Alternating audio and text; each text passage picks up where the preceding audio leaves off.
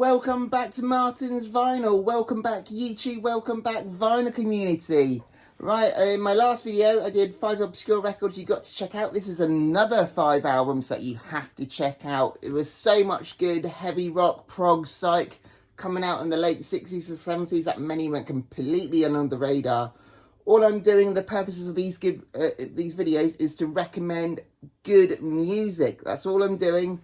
Let me know what you think. Have you heard of these albums? Have you not? Are you going to check them out? Let me know in the comments. The records I'm about to show, I think most seasoned rock listeners might immediately recognise and agree with me that they're all great albums. And maybe not understand why they weren't more successful, as they weren't as marketable as some of the other bigger bands. For new rock listeners looking for the next thing, these are albums I highly recommend. I think there'll be something in here that you'll definitely like.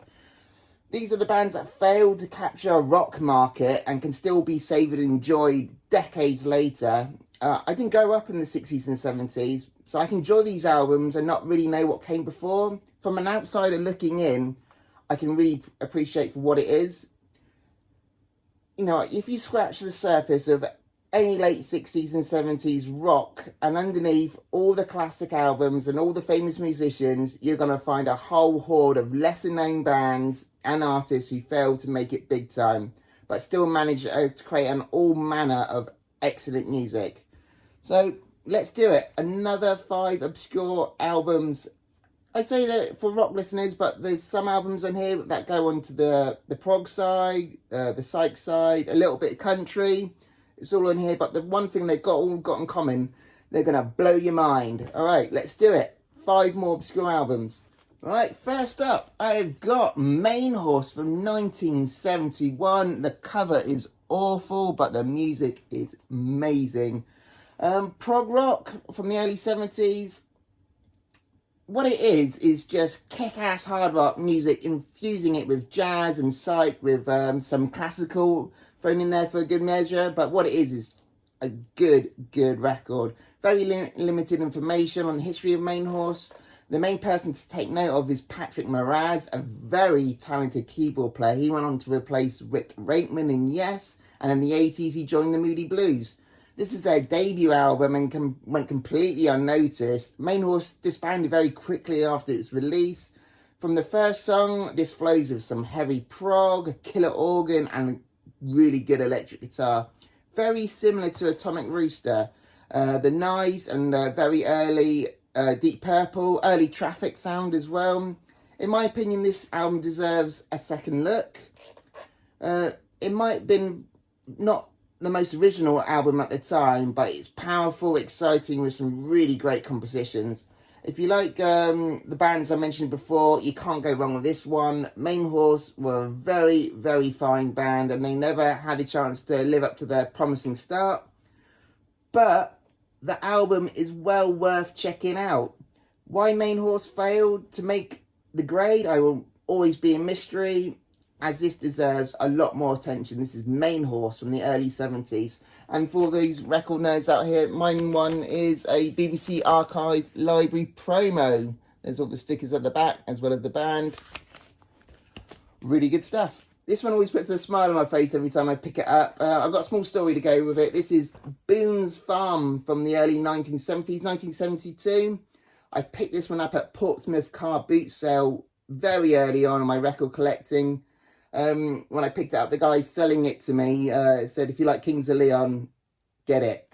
And I did, and I brought it home. I felt a little bit conned because it sounded nothing like Kings of Leon.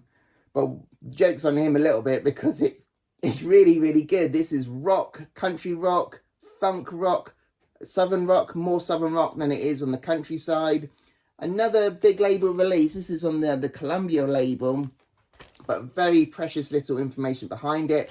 My cover is absolutely battered, but the record is still really clean. This was a band clearly put together to the growing country rock audience at the time. Really good acoustic arrangements and harmonies that immediately bring to mind Crosby, Stills, Nash and Young.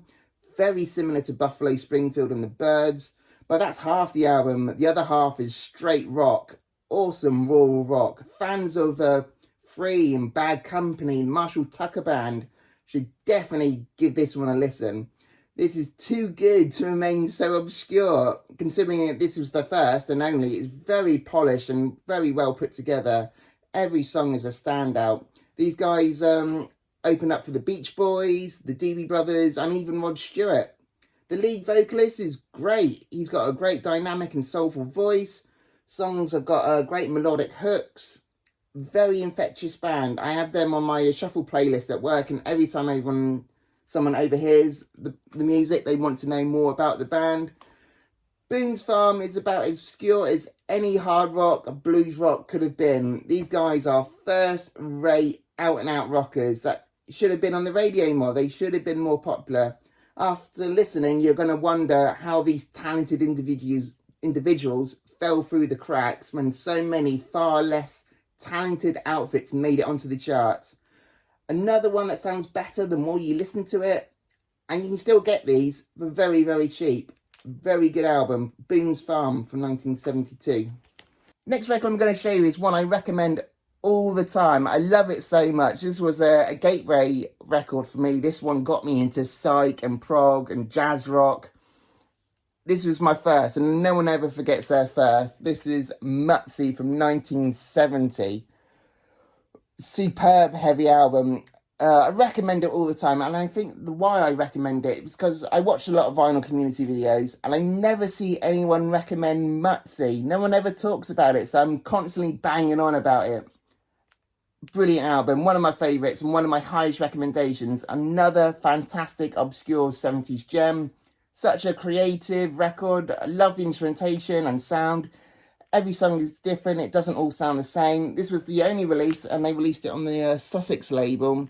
Released on CD in the 90s, but never been reissued on vinyl, and only ever released over in the States.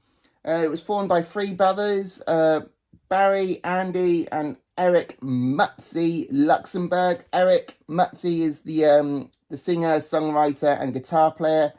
The band opened for the Allman Brothers, Alice Cooper, and Johnny Winter. Unfortunately, the band broke up within a year. Killer from start to finish. Pretty much guitar-driven, psych rock with some really good clear blue elements. Blew my mind when I first heard it. If you're into psych rock, blues rock from the early 70s, or just hard rock in general, you have to give this a go. Fans of MC5 and the Stooges will really enjoy that. Those bands were all released at the same time in the Detroit, Michigan area. It does have that Detroit underground rock sound.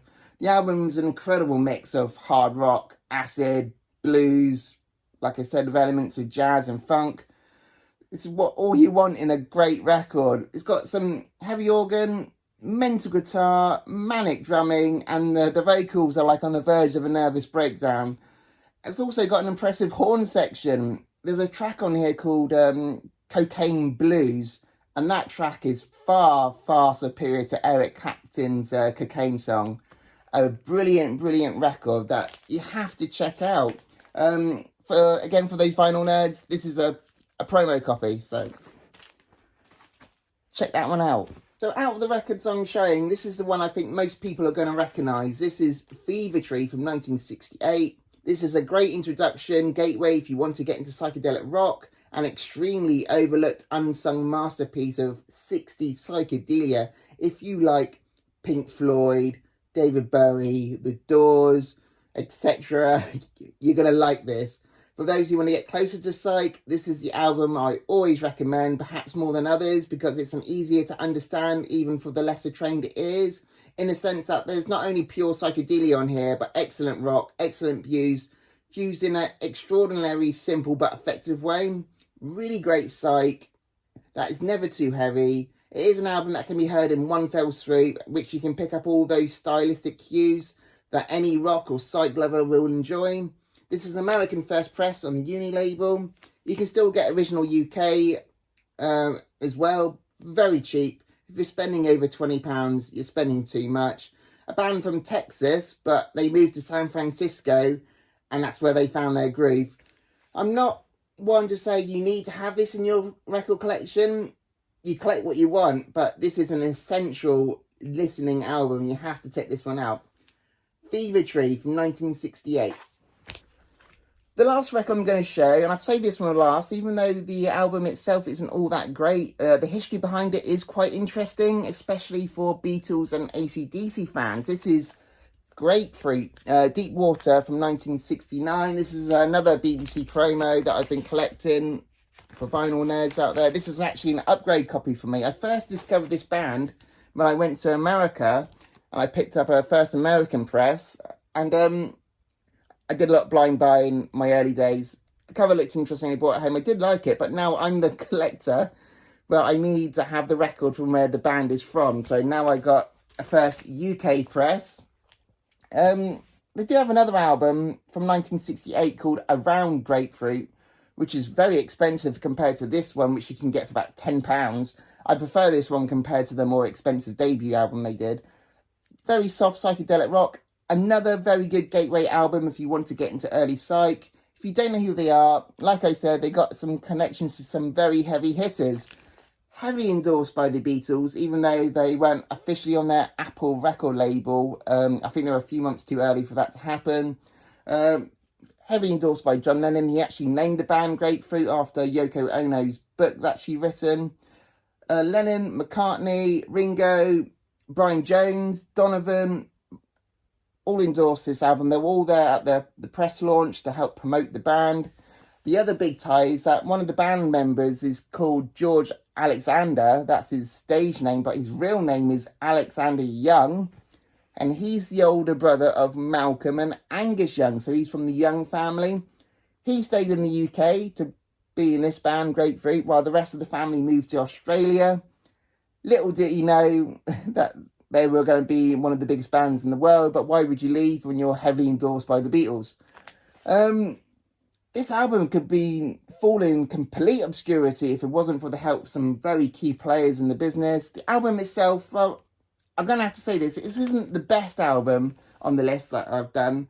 As the album as a whole is sometimes a little flat, but there's some standout tracks on here. The self-titled Deep Water, Lady Godiva, and Thunder and Lightning are all tracks worth checking out. Very, very cheap album. Which you should check this one out, even though the album itself, from start to finish, isn't great. It's still a good, essential listen. So that's another 5 obscurities done. Don't forget to like and subscribe, because I got a whole stack of these obscurities that I want to share with you. I only do 5 at a time, because I don't want to make these videos for too long. But what did you think of the 5 that I've shown? Do you recognise any of them? What ones didn't you recognise? Are you going to check them out?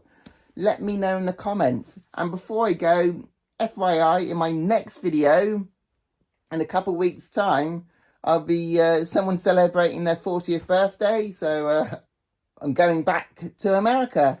I'm going to Niagara Falls to see all the sights and everything. But I also will be visiting Toronto in Canada to go to as many record stores as I can. So don't forget to like and subscribe so you don't miss out on all the records I bring back with me and all the footage I've taken of all the record stores. Any recommendations of what stores I should visit when I visit Toronto? Let me know in the comments. Thank you very much for watching, and I'll speak to you all very, very soon.